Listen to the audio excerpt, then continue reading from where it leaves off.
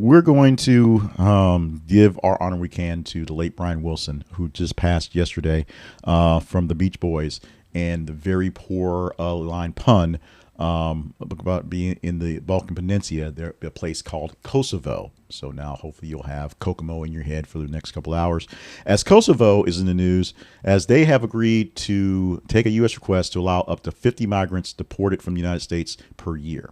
Only 50, but it is another place that we, the U.S., can send migrants who have been found illegally be here to go somewhere else, which is there. And they don't have to be Kosovarians. Just people who we want to get out of the nation can go to Kosovo and be there. Kosovo will pick up individuals from a pool provided by the U.S. authorities, focusing on those who meet rule of law and public order standards. The government will manage and process this through its internal ministries of affairs.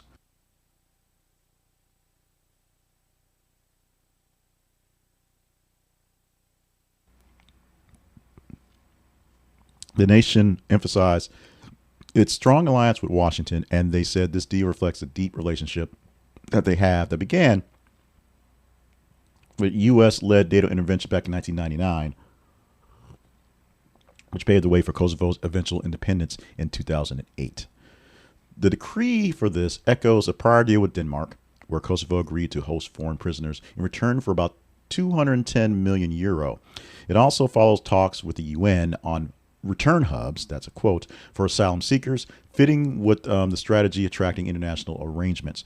So yes, they're getting something out of this, as in they're getting paid to do this. The migrants will be housed on their own dimes. That's one thing, but there are greater incentives for this to happen on the world scene, on the migrant scene, on a scene that's getting to be a bit more crowded, and people scratching their heads and wondering what's exactly going on. This agreement is part of a bigger U.S. effort under President Trump to find foreign partners for deportations, especially as some countries resist repatriation. It reflects a broader trend involving other Balkan states too. Now, the big question is, are they just going to put them in prison? Are they going to actually repatriate them or new patriate them into their lands?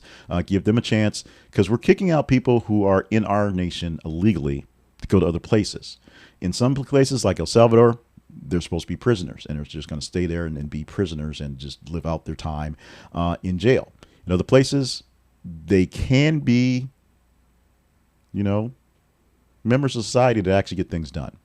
They need people to do work there as well, and maybe they will repatriate them, and it'll be sort of a gift from the U.S. along with the gift of money to get them repatriated, get them retrained.